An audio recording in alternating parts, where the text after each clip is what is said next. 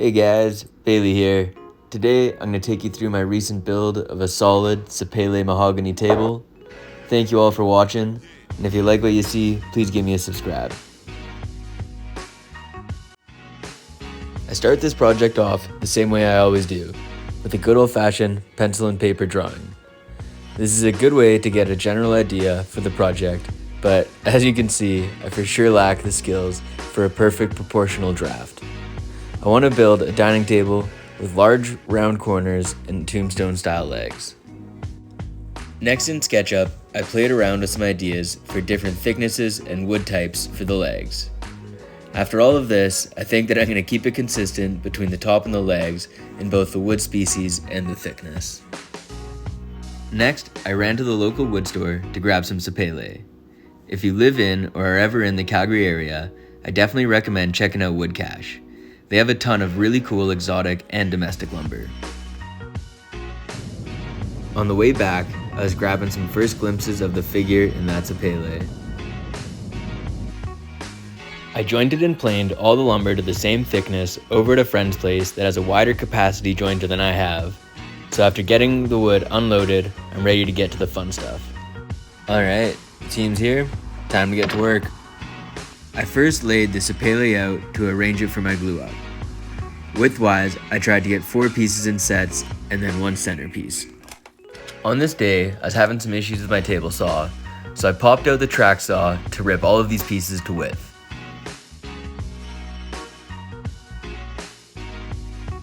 Next, I laid all the pieces out the way that I want to glue them up for a sort of dry assembly and to plan my dominoes.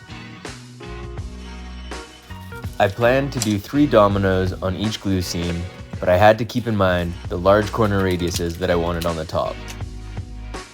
After making all of the holes for the dominoes, it's about time for the glue up. I apply glue to both sides of the glue seams, which is something that is somehow controversial in the woodworking community.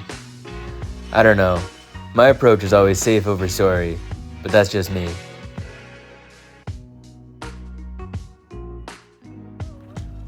The next day, I was eager to get into the shop and see how that glue up went. I threw a level right on, and it's starting to look pretty good. After getting the rest of these clamps off, I'm really liking what I see. After giving my worktop a good cleaning and setting my router sled, I began to flatten the bottom side of my table. I removed about 1/16 of an inch of material to get the bottom 100% flat. Just like everything in life, rushing things inevitably results in issues. On the bottom side, where I rushed the router a little bit, I got some tear that I'm going to have to sand out. Thankfully, this is on the bottom side, and I'm going to do better on the top. Next time, I'm going to use some big cauls during my glue up to keep everything flat and avoid this whole flattening step. I trimmed off the ends to get the table one step closer to its final dimensions. With a piece of scrap MDF that I had laying around, I began to make the template for the large corner radiuses that I want on the top. In my opinion, the easiest way to achieve large, consistent corners is to make a template. Templates and jigs are super handy in woodworking, as they make tasks repeatable and they can be relied upon much more than manual measuring methods. Next, I drew out the corner radiuses to get a final look at the shape before cutting. I threw in my little plunge flush trim template bit to begin to carve out these corners. After carving myself a track, I followed up with the jigsaw to trim off the majority of the material.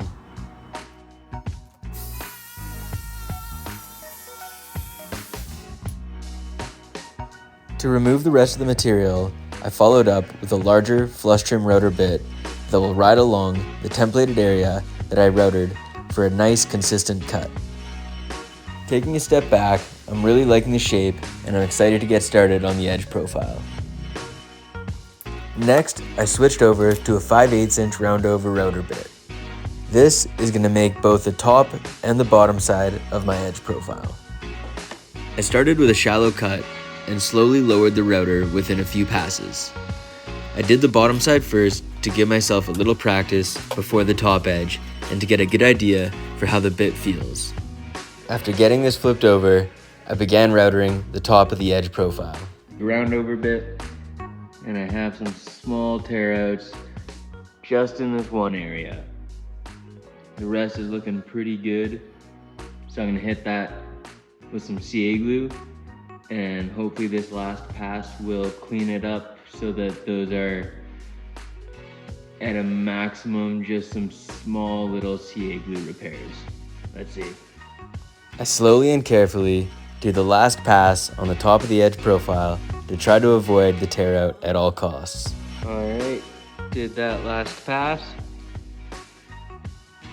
and they are gone. Here we go. Using some points that I had measured and marked before rounding over my edges, I drew some guidelines for the 2-inch wide C-channels that I want to install in the bottom.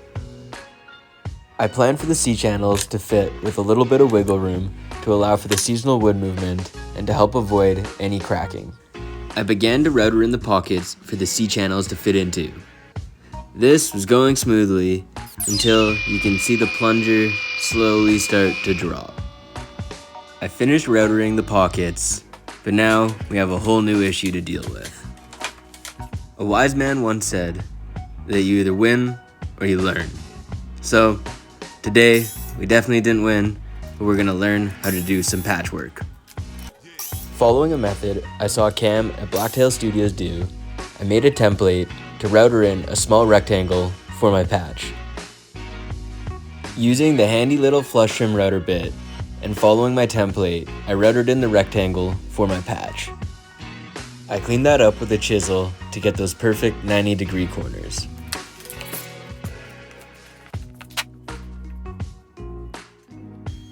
With a lot of back and forth between the tabletop and the table saw, I cut the perfect size patch to fit that rectangle. Using some Titebond wood glue, I tapped in my patch and then pressed in some fine sawdust that I had hanging around. I cut the patch flush with my Japanese pull saw and then followed up with my sander. I then used a little bit more of that fine sawdust and wood glue to fill any tiny little gaps that remain.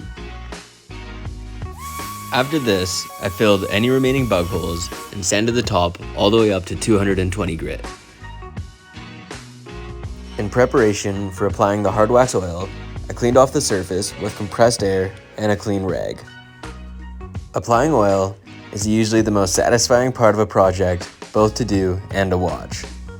This really pulls out all of the beauty in the grain and shows you what you're gonna get in the end. The finish that I used for this project is Easy Solo from Ligna. Ligna is an Italian company with high quality products, and the Easy Solo is a really good alternative to some of the more costly hard wax oils on the market today. Next, I move on to the legs. I have this wood already jointed and planed, so all that's left to do is rip them to width and then glue them up. I glued the legs up separately to try to get even clamping pressure on all of the seams on both of the legs.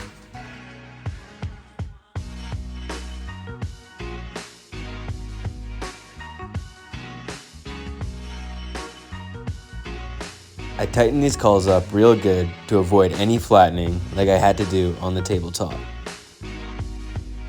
I got the legs out of their clamps and began to dimension them down to their final size.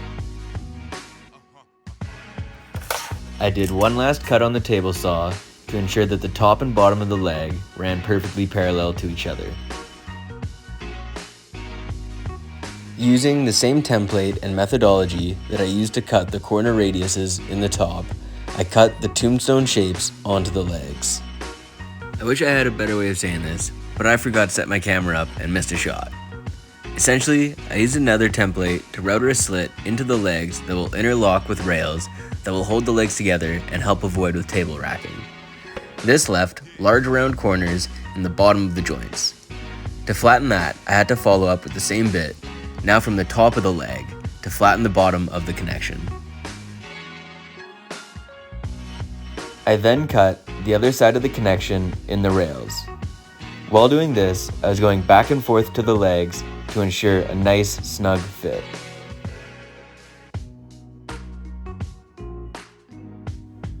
I installed some threaded inserts that will allow me to bolt the rails down onto the legs. On the rails, I decided to follow the theme of the rest of the table and do kind of big roundovers on the end, and then follow that up with the roundover router bit to make it all blend together.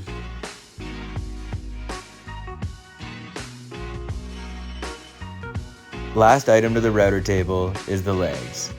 These are going to get the same edge profile as the tabletop and the rails.